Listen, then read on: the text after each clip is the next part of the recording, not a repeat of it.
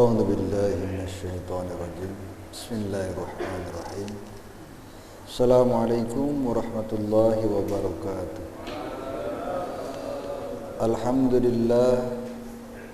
لله الذي أرسل رسوله بالهدى ودين الحق ليظهره على دين كله أشهد أن لا إله إلا الله وأشهد أن محمدا عبده ورسوله اللهم صل على سيدنا محمد وعلى آل سيدنا محمد لا حول ولا قوة إلا بالله العلي العظيم.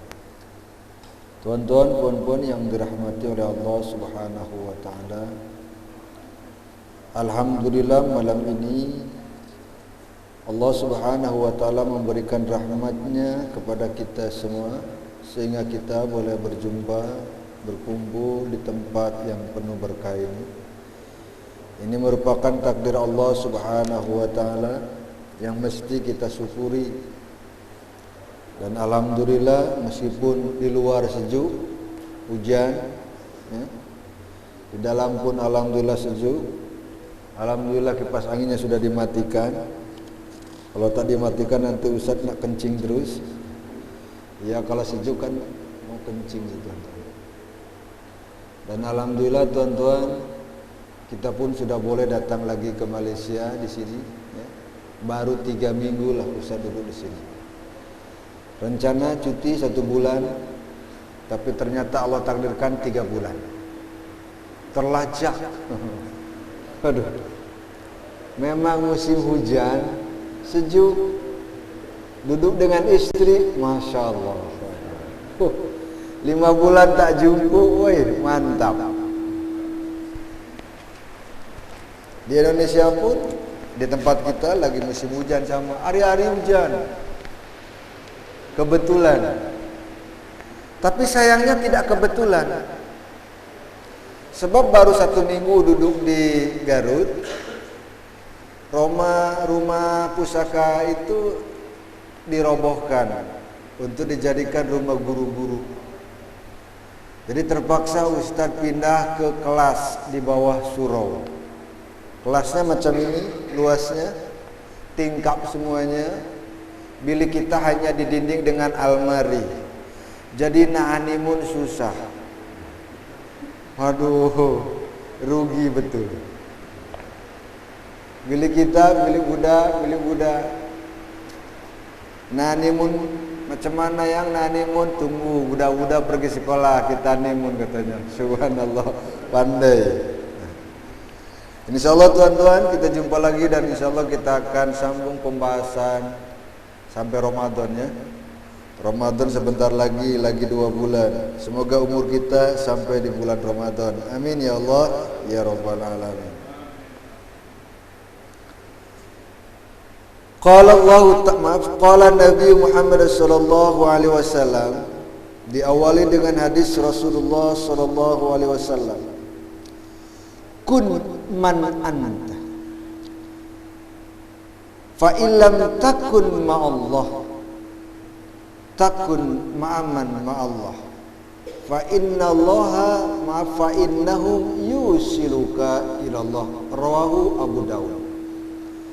Rasulullah sallallahu alaihi wasallam bersabda yang menjadi dasar pembicaraan pada malam ini, sambung tajuk kuliah pada 3 bulan lepas, yaitu dengan tajuk malam ini pintu-pintu rahmat Allah. Sebab kitabnya tentang menggapai rahmat Allah dan buku yang pada malam hari ini kita sambung tajuknya pintu-pintu rahmat Allah, diawali dengan hadis Rasulullah sallallahu alaihi wasallam. Kun ma'allah fa illam takun ma'allah fakun ma'amman ma'allah fa innahum yusiluka ilallah. Rawahu Abu Dawud. Maknahu atau mafhum wallahu alam bimuradi. Kun artinya jadilah, hendaklah. Kun. Waduh, sejuk-sejuk ini press orange. Masih ingat tak lupa. Aduh, Ingat ketika di Indonesia, Ustaz dijemput kuliah muslimat, penuh muslimatnya. Ternyata kan yang namanya cawannya itu tidak nampak. Cawannya itu macam cawan tak nampak lah.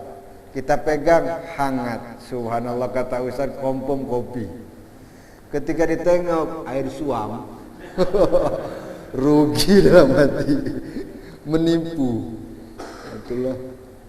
Sampai mana tadi? Kun artinya hendaklah, jadilah.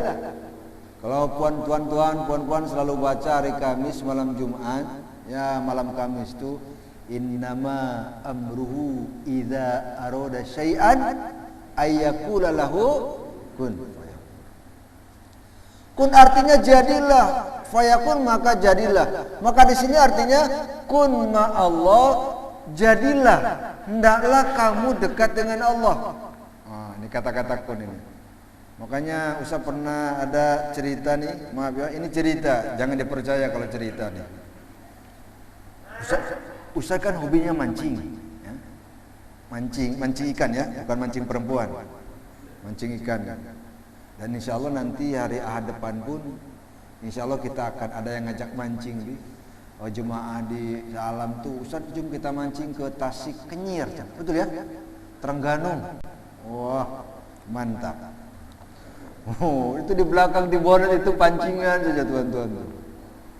Kan mancing itu, orang yang suka mancing itu melatih kesabaran. Kalau dapat melatih kesabaran, kalau tak dapat dibaling pancingannya itu ya. Ketika kita lagi mancing di Garut nih, ada kawan kita datang, tiba-tiba duduk, baling umpan, sap, sambil baca bibirnya tuh, kun payakun. Baling lagi, kun payakun. Baling umpan, kun payakun. Setiap baling umpan dia baca kun payakun, kun payakun. Dalam hati ini orang baca apa ya? Nak cepat selesai nih mancing. Kalau sudah selesai saya nak tanya apa yang dia baca. Siap mancing, kemudian kita datang sama dia, bang, tadi itu baca apa ya?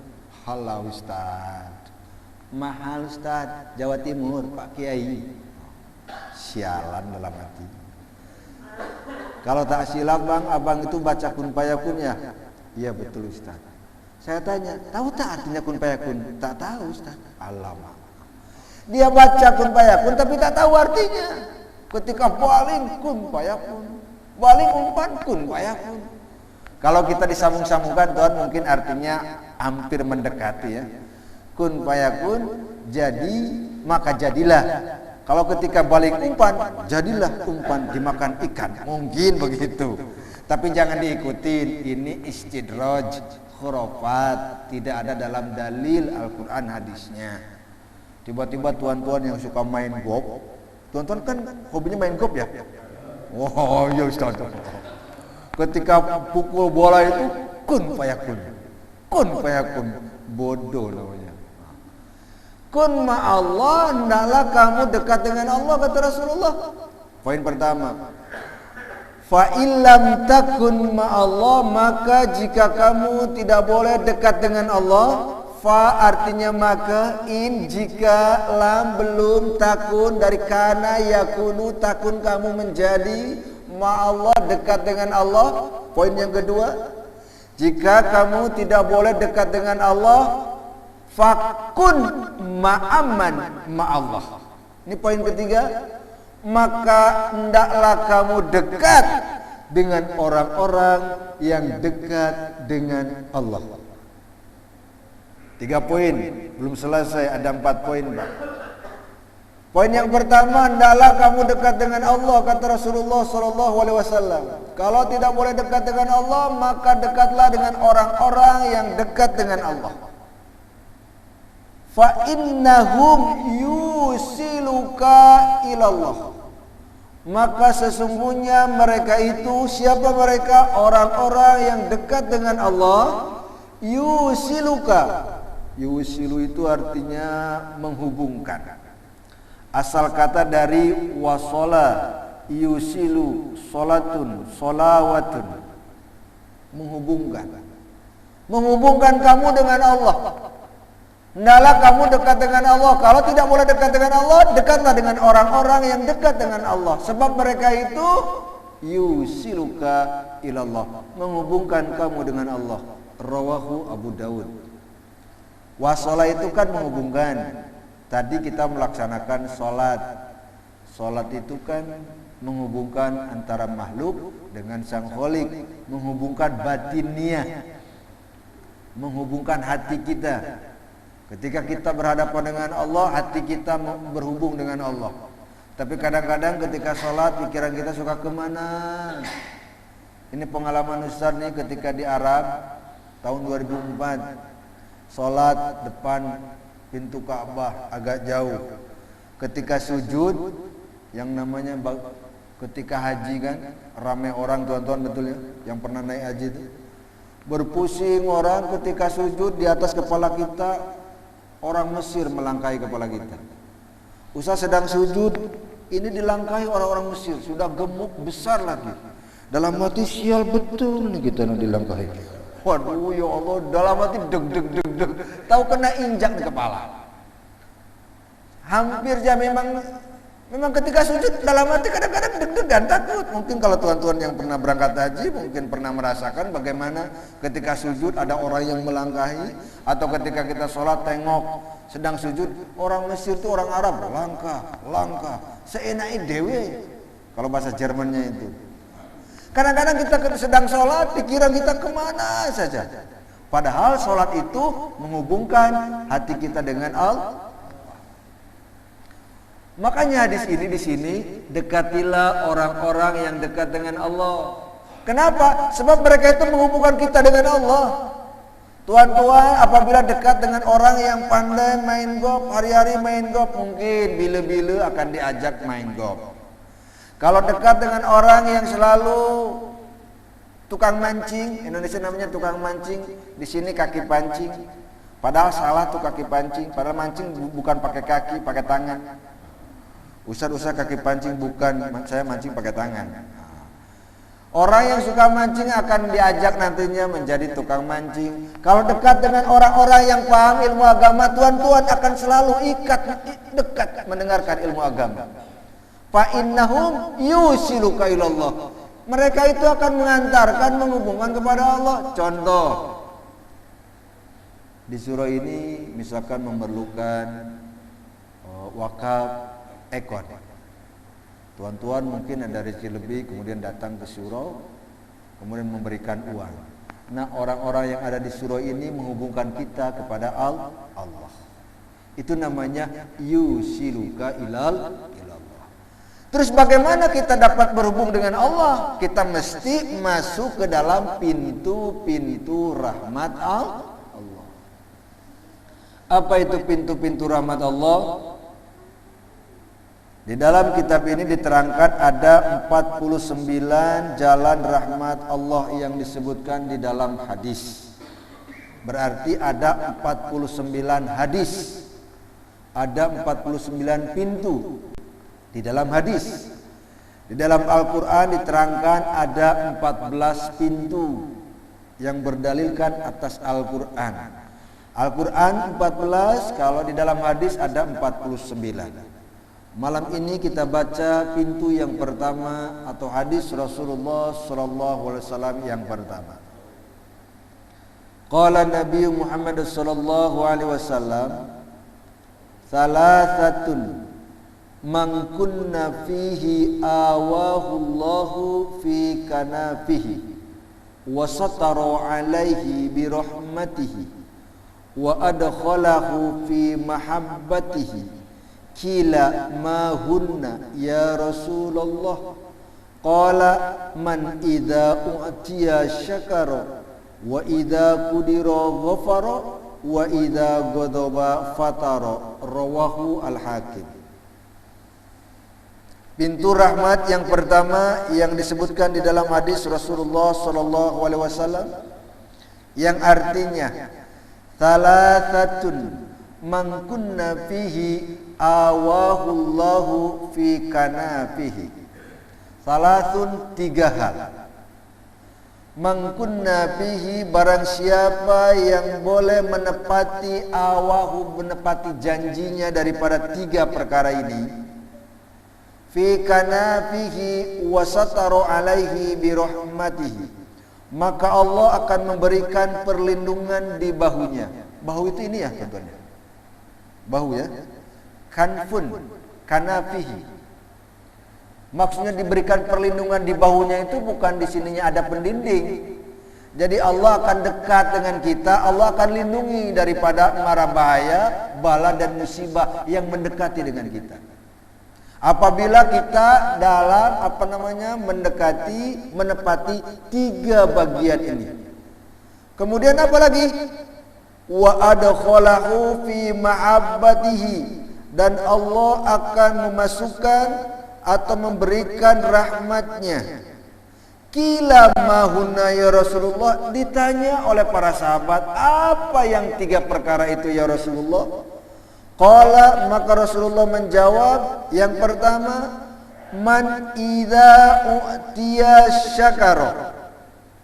Pintu yang pertama, tuan-tuan, pintu rahmat yang pertama itu dalam sebuah hadis, barang siapa yang boleh menepati, mengikuti 3 perkara ini, maka Allah akan memberikan perlindungan.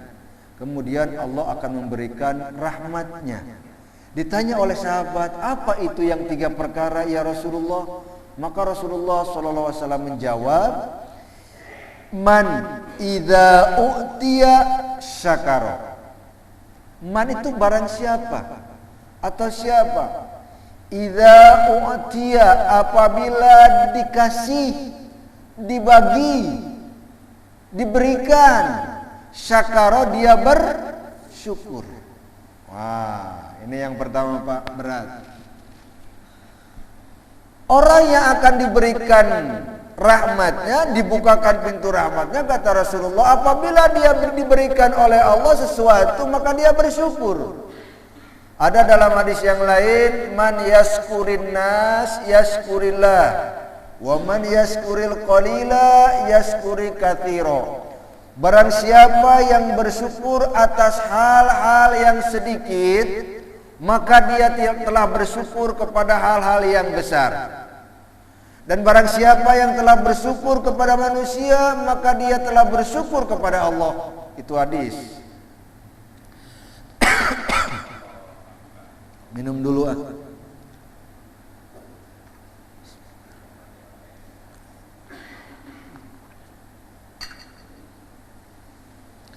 Yang pertama, man idza utiya syakara, barang siapa apabila dia diberikan berterima kasih. Ya. Dia itu akan mendapatkan pintu-pintu rahmat Allah. Berterima kasih atas apa Ustaz? Atas nikmat Allah Subhanahu wa taala. Ustaz kan selalu banyak bagi tahu, tuan-tuan, puan-puan, kita itu tidak mungkin boleh mengkira, menghitung nikmat Allah. Sebab nikmat Allah itu banyak, betul ya? Banyak. Tapi dalam sebuah kitab ada yang menerangkan bahwa nikmat itu dibagi menjadi 7 bagian yang mesti kita pahami. Supaya kita mesti paham, nikmat itu ada 7 bagian. Yang pertama, an-nikmatu yang qasimu ila sab'ati aqsam. Nikmat itu ada 7. Pertama adanya nikmat fitriyah. Nikmat fitriyah itu adalah nikmat diberikannya kelebihan, kemuliaan daripada makhluk yang lainnya. Jadi manusia itu diberikan kemuliaan, lebih mulia daripada makhluk yang lain, tuan-tuan. Ya, betul kan? Lebih handsome, lebih cakep, lebih ganteng, lebih orang sini lebih kaca daripada jin, tuyul dan sebagainya. Ini manusia. Apalagi dengan monyet. Kalau tak percaya, ada sebuah cerita ketika usaha di Indonesia, kita punya kawan yang suka buat rawatan. Ketika itu suatu hari ada orang yang kena rasuk. Tapi bukan usaha Hidayat yang buat rawatannya, kawan kita lah. Sebab kalau kita pun malas nak buat rawatan, sebab yang kena rasuknya laki-laki. Kalau perempuan semangat kan begitu ya. Yang kena rasuknya laki-laki, ditanya sama kawan kita ketika dibuat rawatan, siapa kamu yang masuk? Wah, begitu tuh. Dia yang kerasuk itu, dia menjawab, Yang masuk ini saya tuyul katanya. Wih, mantap. Tuyul masuk. Kebetulan kawan kita itu memang agak degil.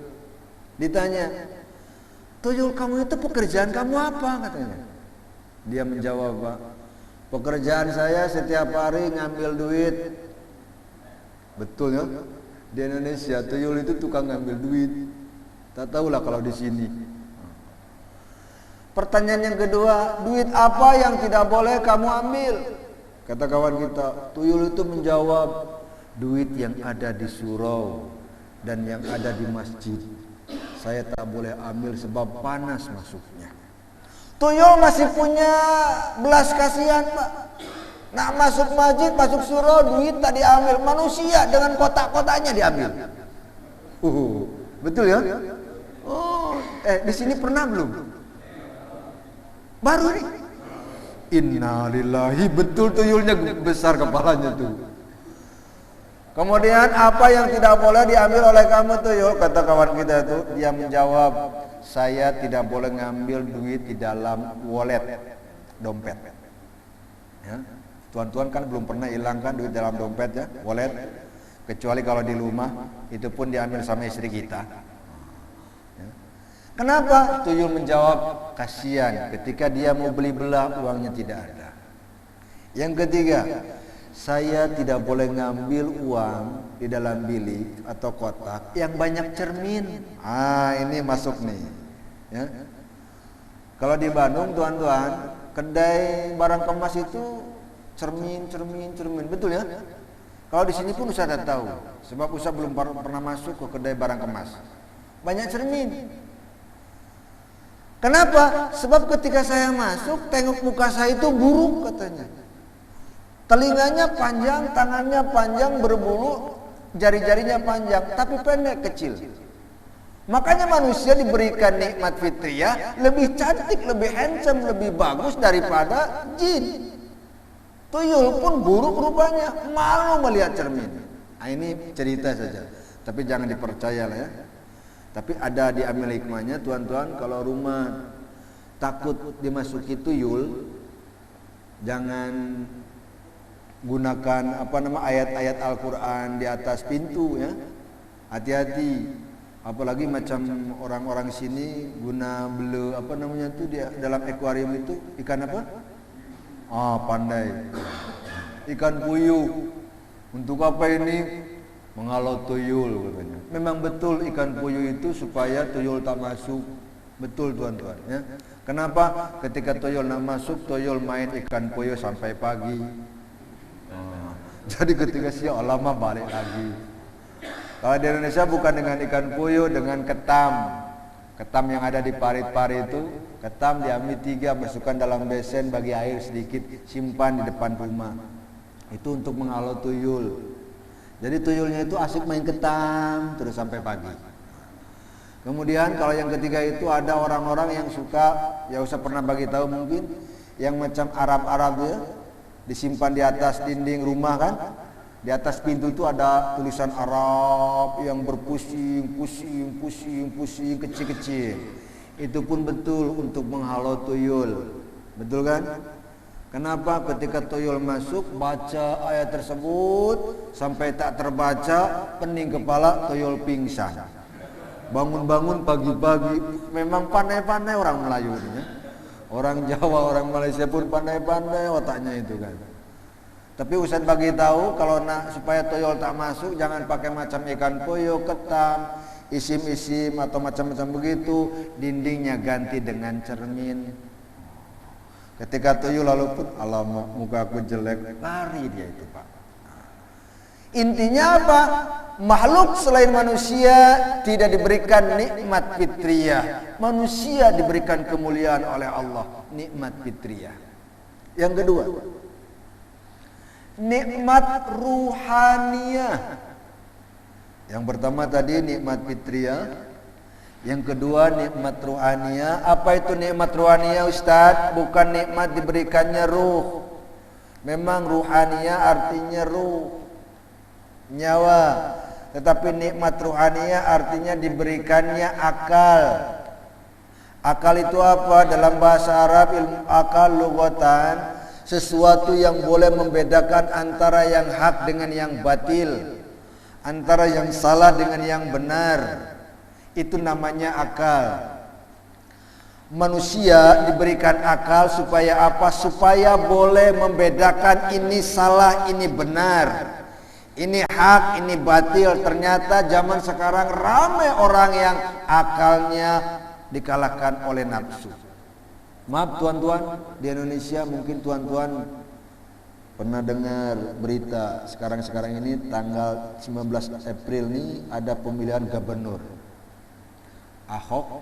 Gubernur Ahok melawan Anies Baswedan ya. Jadi Cina Kristen komunis dengan Islam yang akan bertanding. Tapi kerajaan menyokong daripada Cina Kristen komunis ini. Orang-orang Islam, ulama-ulama menyokong yang Islam, tapi yang Kristen ini pun ramai disokong orang-orang Islam. Kenapa? Akalnya sudah hancur, tertutup oleh uang. Doakan tuan-tuan semoga pilih pemimpin yang Islam yang menang. Kalau yang Kristen, kafir, komunis menang, hancurlah Jakarta. Nanti seperti Singapura dipegang oleh orang Cina semuanya. Sekarang ini sedang berperang. Di Jakarta sedang kacau beliau, bukan kacau balau, kacau beliau. Wah, di Facebook berperang semuanya tuan-tuan. Allahu Akbar. Orang-orang yang menghina Al-Quran tambah ramai. Orang-orang yang menistakan, menghina ulama tambah ramai. Kenapa? Sebab ada yang menghina ulama, menghina Al-Quran tidak dihukum-hukum. Jadi tambah ramai, orang tambah berani. Kerajaannya membiarkan saja. Mudah-mudahan kadang-kadang kita pun pening. Ustaz bukan politik, ini sebagai iktibar ya? Sebagai iktibar. Kenapa? Akal sudah kalah oleh nafsu. Kalau akal sudah kalah oleh nafsu bahaya. Nikmat ruhaniyah yang kedua. Yang ketiga nikmat apa Ustaz? Nikmat alamiah. Alam itu ya alam. Paham alam kan? Diberikan tanah, negara yang subur, nikmat, banyak hartanya, banyak kekayaannya. Contoh misalkan Malaysia kan, alhamdulillah negara yang subur kan, tanam apapun jadi, kecuali tanam uang tak jadi-jadi. Indonesia tempat kita pun alhamdulillah subur. Bahkan ketika Ustaz pulang ke Indonesia kemarin ada 2 rombongan yang datang ke sekolah kita tuan-tuan. Ustaz sedang menunggu rombongan daripada jemaah surau Adiniyah ya. Tak ada yang datang. Padahal karpet di surau itu hampir seluruhnya dari surau ini ya. Kemarin ada yang datang 2 orang datuk datang ke sana ke sekolah kita bawa bag. Anak kita cakap, ayah itu katanya orang Malaysia bawa gitar. Bukan, itu bukan gitar, bag golf. Datuk mau main golf di Bandung, singgah ke Garut, bawa bag golf kan besar-besar ya. Keluar dari bandnya itu bawa bag golf. Anak kita bening, orang Malaysia mau main gitar katanya. Padahal bag golf. Datuk kan kalau ke Bandung itu main golf tuan-tuan ya. Yang kedua, alhamdulillah ada rombongan yang datang itu Ustadz Izzat ngajar di sini, betul ya, masih ngajar. Ustadz Izzat dengan pelajarnya 16 orang, pelajarnya 15 orang, Ustadz jemput di Bandara Bandung. Kemudian kita hantarkan dia ke Mahat Tahfiz Karantina Kuningan, akan belajar menghafalkan 1 bulan 30 juzuk Al-Quran menghafal. Pelajar-pelajar Malaysia alhamdulillah 15 orang sekarang sedang belajar Pak. 1 bulan hafal 30 juzuk. Ustaz pun tak percaya. Ternyata memang betul ramai yang berjaya. Nanti 15 April nih 20 orang mak ayah akan datang menjemput mereka. Kalau tuan-tuan tak percaya 1 bulan hafal 30 juzuk Al-Quran, silakan tuan-tuan belajar sendiri. 1 bulan tuan-tuan. Ustaz maklumkan ini untuk apa? Apabila di antara tuan-tuan yang punya anak, punya cucu, Masuk mad ini tak siap-siap, tak habis, ini tak habis, itu tak habis. Masukkan di Ma'had Tahfiz karantina di Bandung Kuningan. 1 bulan, Pak. Namanya karantina. Ini bahasa Jerman nih karantina nih. Karantina itu apa di sini ya? Jadi budak itu tak boleh main, riado, olahraga, hanya baca Quran terus. Bilik masjid. Karantina namanya. Di sini apa bahasanya? Apa di sini? Kuarantin. Nah, itulah. Di karantina. Jadi budak-budak itu 12 jam, Pak, tuan-tuan itu belajar terus menghafal. Semoga mereka berjaya menghafalkan 30 juz. Tidak sampai 30 juz pun, sampai 25 pun sudah alhamdulillah. Menghafal ya, bukan hafiz nih, menghafal. Nanti tarikh 15 insyaallah akan diambil dengan Ustaz Ijat dan orang tuanya 20 orang. Jadi 14 tambah 20 jadi 34 orang nanti. Tapi Ustaz tak ambillah, tak ikut sebab Ustaz masih di sini.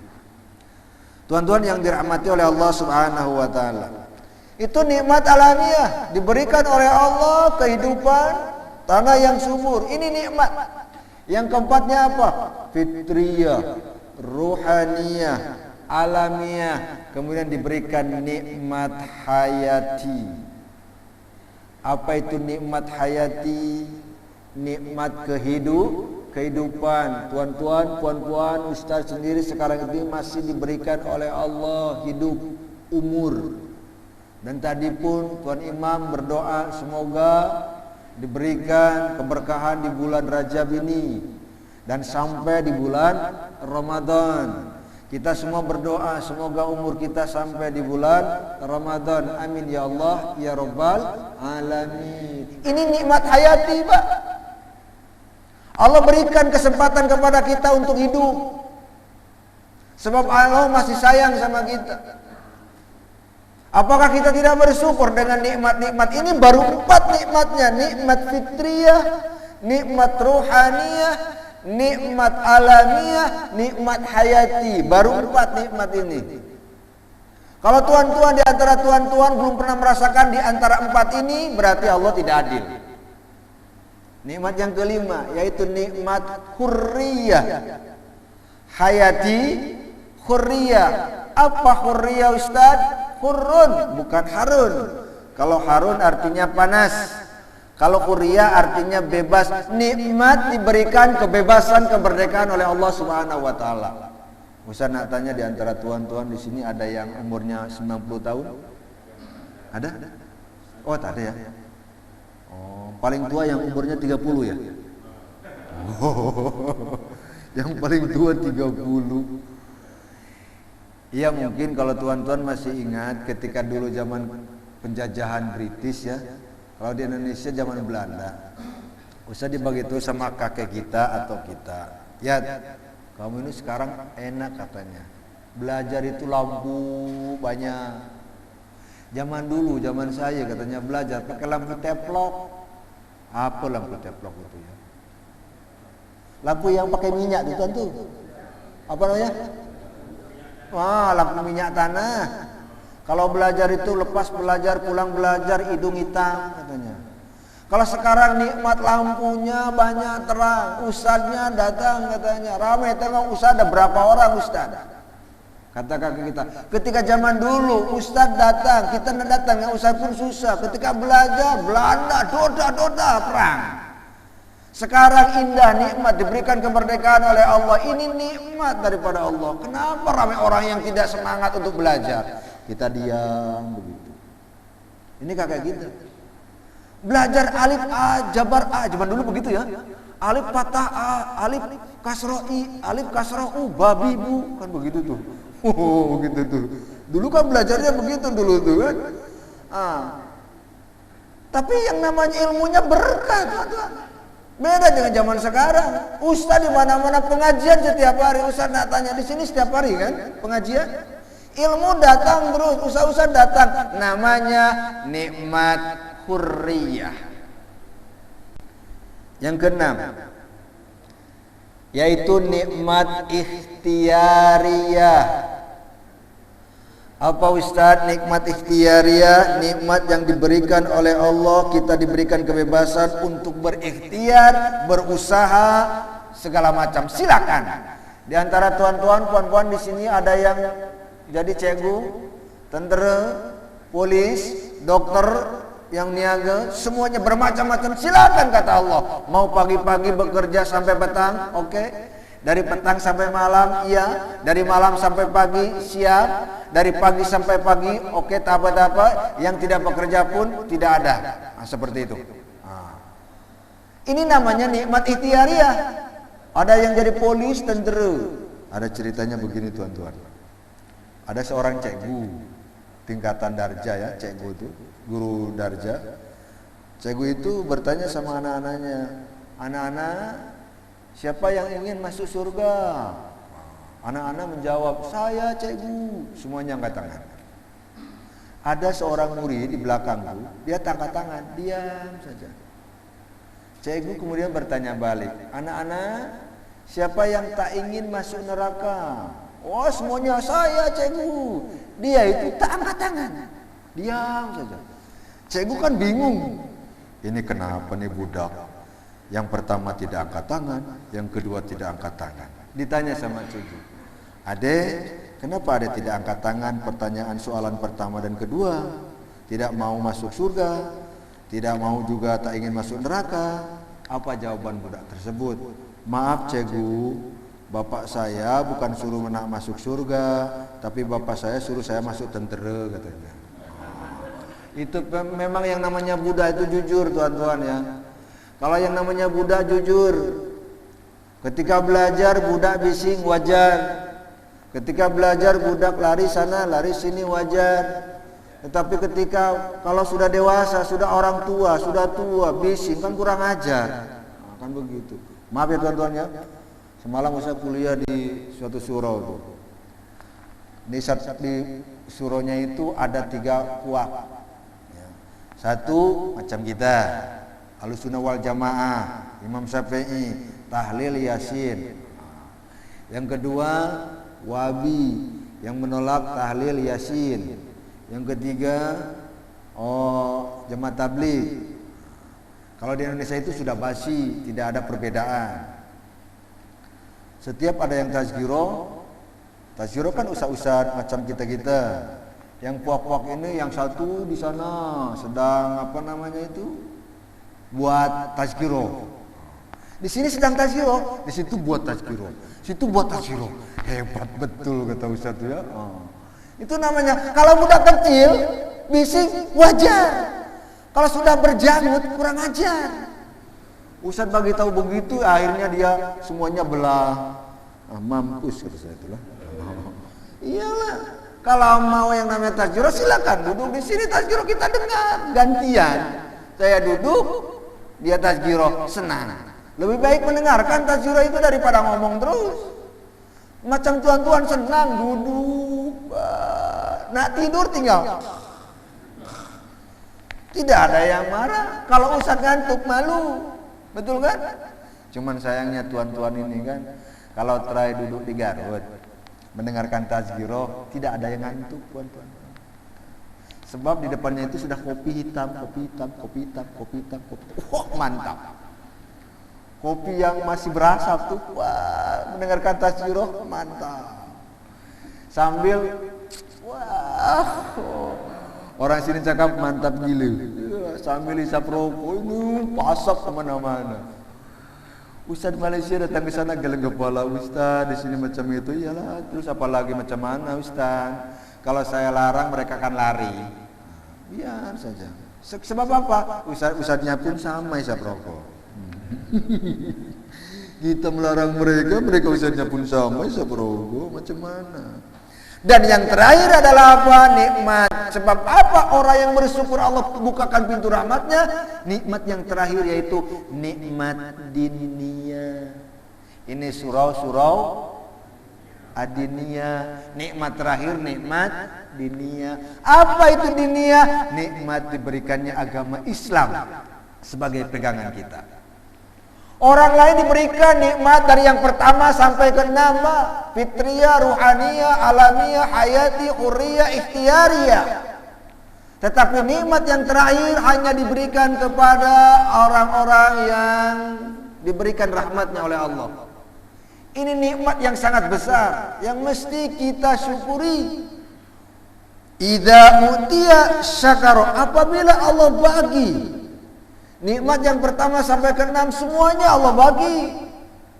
Orang Islam, orang kafir, orang Hindu, Buddha, semuanya Allah bagi nikmat dari pertama sampai ke 6. Tapi nikmat yang ke-7 Allah tak bagi.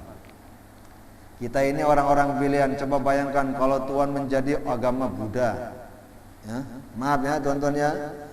Di Aceh kemarin ada 3 minggu lepas ada kejadian. Ada orang yang main judi, kantoi sama kerajaan di Aceh, pemerintahan. Dihukum oleh pemerintah Aceh, kemudian ditanya, kamu ini mau dihukum atas hukuman Islam atau pemerintah? Mereka menjawab hukum Islam. Kemudian dicambuk di depan masjid. 3 orang Pak, 2 orang Buddha, 1 orang Islam. 3-tiganya menerima. Yang tidak menerima itu siapa? Pimpinan Buddha Sami yang ada di Myanmar, si Wiratu botak tuh. Dia yang marah-marah akan datang ke Aceh, akan menghancurkan orang Islam yang ada di Aceh. Orang-orang Islam mungkin di sini ada orang Aceh, tanya, di Aceh sekarang sudah siap-siap menggali kubur yang besar mungkin ya, untuk kuburan Wiratu Sami biksu orang Myanmar tersebut. Pimpinan biksu Myanmar tuh yang menghancurkan orang Islam di Rohingya. Kalau betul-betul mereka datang, alhamdulillah kita sambut dengan kuburan yang besar. Siapa yang komen yang cantik yang bagusnya? Kerajaan Malaysia, Menteri Pertahanan Hisamuddin. Sebelum orang Myanmar, biksu Myanmar itu, Sami Myanmar datang ke Aceh, saya akan tembak dengan rudal-rudal Malaysia, hebat. Kerajaan Indonesia, Menteri Pertahanannya menang baik, kalah dengan Menteri Pertahanan Malaysia. Ini mungkin tuan-tuan belum yang dengar kabar ini ya. Ini sedang, kata Ustaz itu sedang kacau beliau lah. Aceh pun nak diserang oleh Myanmar, silakan, bagus. Kata orang-orang Aceh, orang Indonesia yang beragama Islam, daripada saya berperang dengan orang yang tak betul. Orang Islam tapi membantu orang kafir, susah. Tetapi betul-betul orang kafir, kita perang dengan orang kafir yang mau membunuh Islam, jihad. Itu namanya nikmat diniyah. 7 nikmat ini kalau kita tidak bersyukur, ya macam mana? Makanya kata Rasulullah, idza u'tiya syakara. Yang pertama, apabila dia diberikan nikmat, maka dia bersyukur. Coba pikir oleh tuan-tuan, kita semua, puan-puan, dari yang pertama sampai yang ke-7, kalau kita belum pernah merasakan nikmat yang 7 ini, salah satu di antara 7 ini, berarti Allah tidak adil. Kalau sudah merasakan yang 7 ini, kalau kita tidak bersyukur, namanya kufur nikmat. Yang kedua, wa idza qudira ghafaru. Dan apabila diperlakukan tidak baik, pakai qaf, qudira, dizalimi, ghafara, dia itu memberikan maaf. Nah, ini tanda-tanda orang yang diberikan rahmat yang pertama, kata Rasulullah, apabila dia diberikan nikmat bersyukur, apabila dia diberikan maaf, dizolimi, dia memaafkan. Ini yang berat. Kawan kita, jiran kita menzolimi kita, kita maafkan, memang berat. Suami menzolimi istrinya, istrinya memaafkan, berat. Tetapi ketika memaafkan seseorang yang menzolimi kita, Allah bukakan pintu rahmatnya. Siapa yang bagi tahu? Rasulullah sallallahu alaihi wasallam. Poin yang ketiga, wa idza ghadaba fatara. Dan apabila ghadaba itu setiap hari kita baca ghairil maghdubi, betul ya? Apa artinya? Magdubi itu apa artinya tuan-tuan? Magdubi lah Ustaz. Iya, apa artinya? Iya, magdubi. Magdubi itu dimurkai, dimarahi. Magdub artinya dimurkai. Contoh misalkan tuan-tuan lambat sholat, namanya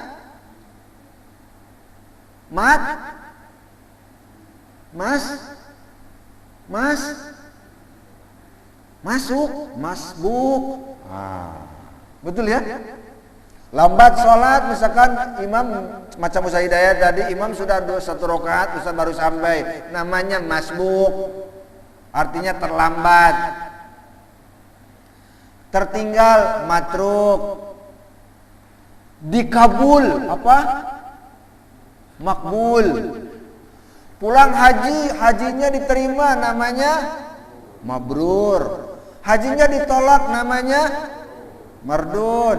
Hajinya selalu isap rokok, namanya Marlboro. Betul. Apa anda itu ya? Haji Marlboro kan itu kan. Di sini wa idza ghadaba, apabila dimarahi atau marah, ghadaba itu fataro.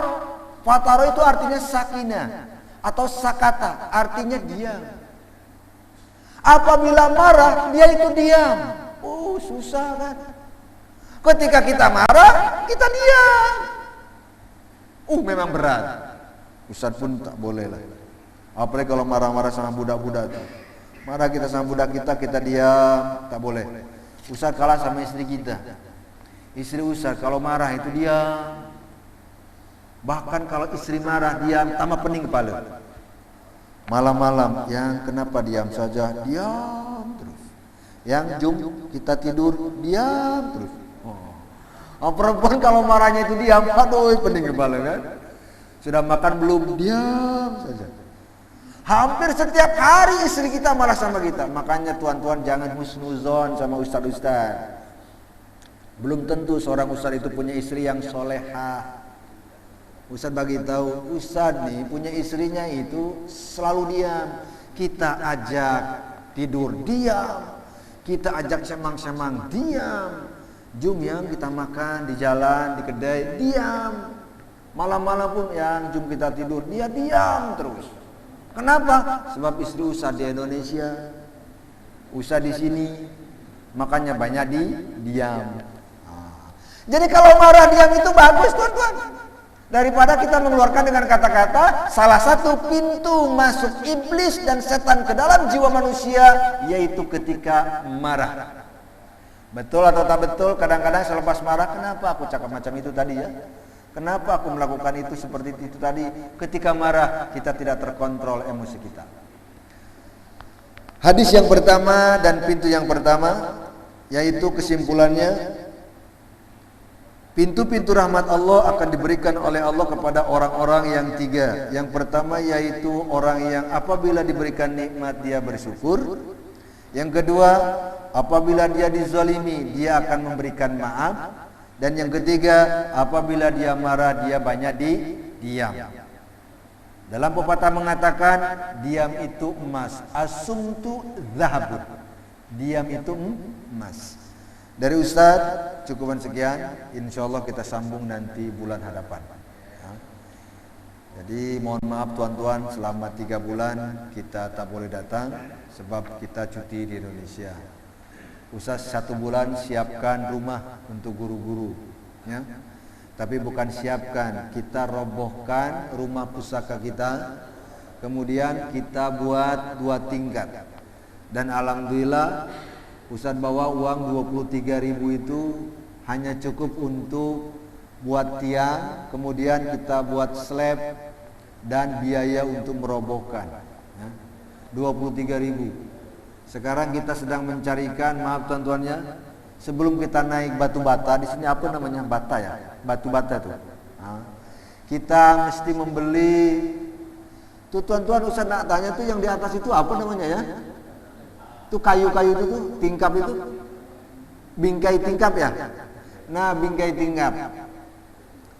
Kata kawan kita, Ustaz, sebelum nanti kita naik ke atas, kita mesti siapkan beli bingkai-bingkai tingkap. Tingkapnya itu ada 16 bingkai, kita gunakan kayu, dan pintunya itu ada di atas 5, di bawah 6. Ada sekitar 11. Jadi kita insya Allah akan mencarikan orang-orang yang berwakaf untuk belikan bingkai untuk jendela dan pintu. Ya. Bukan pintunya, bingkainya. Bingkainya dari kayu. Ya. Ustaz tanya sama mereka itu berapa harganya Ustaz, katanya 800.000, sekitar 250 Rm. Satu bingkai kayu itu, ya, yang dari kayu, bukan dari besi begini kan? Sebab di sana di kampung jadi kayunya kayu jati yang biasa, bukan jati Jawa, tapi jati biasa. Dari jati harganya itu 800.000, kalau di sini mungkin sekitar 250. Jadi kalau misalkan di antara tuan-tuan, puan-puan ada yang nak wakaf satu bingkai untuk pintu atau jendela, itu bolehlah bagi sama Ustaz 250. Belum ada yang bagi, belum ada ya, satu pun belum ada ya.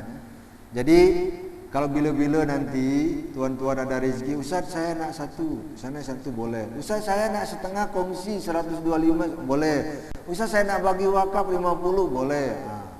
Ustaz saya nak bagi untuk simen saja 20 ringgit boleh. Ustaz saya mah punyanya untuk batu bata berapa, 50 sen boleh. Dikumpul-kumpul kan jadi banyak betul ya.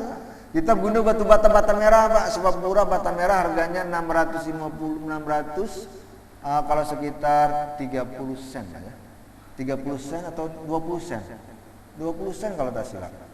Bata merah. Bata merah yang cantik. Kalau 50 sen 1.500, kalau 20 sen, 20 sen. Di sini berapa? 45. Oh. Di sana 20 sen ya. Bata merah yang cantik itu 20 sen. Yang fresh itu yang cantik 20 sen. Jadi kita menggunakan bata merah lah. Itu apa namanya? Gentingnya pun pakai genting tanah ya. Bukan genting, di sini genting apa namanya? Gitu ya. Di sana itu genting tanah. Kata orang Malaysia, Ustaz di sini orangnya kaya-kaya ya. Itunya gentingnya genting tanah, ininya bata merah, bukan kaya-kaya. Sebab genting tanah dan bata merah murah di sini. Sebab di tepi-tepi kampung kita itu orang yang buat bata merah dan genting. Jadi murah lah. Yang mahal itu apanya Ustaz? Simen, besi-besi yang mahal. Orang-orang yang kerjanya pun murah. Ya, ada yang 25 Rm, yang paling mahal 30 Rm. Tapi yang mahalnya apa? Rokoknya. Jadi mereka kerja itu mesti ada rokok. Ustaz, ini harus ada Ustaz. Ini tangan kerja, ini pun kerja. Kalau ini tidak ada, sedih saya katanya, macam minyak katanya. Betul, hebat betul ya. Ini seperokok sampai gini. Habis satu kotak, ini pun bagus kerjanya, hebat. Tapi aku yang penting, rokok betul ya. Makanya tuan-tuan, insya Allah ya mudah-mudahan tolong doakan. Ini kerja Allah, ini semuanya kerja Allah. Menurut Ustaz, kumpulkan uang 90.000 itu memang berat. Tapi kalau Allah mudahkan, insya Allah mudah. Dari Ustaz cukup sekian. Insya Allah kita jumpa lagi nanti bulan hadapan, kalau Allah memberikan umur yang panjang. Astaghfirukum aqulu lakum. Assalamualaikum warahmatullahi wabarakatuh.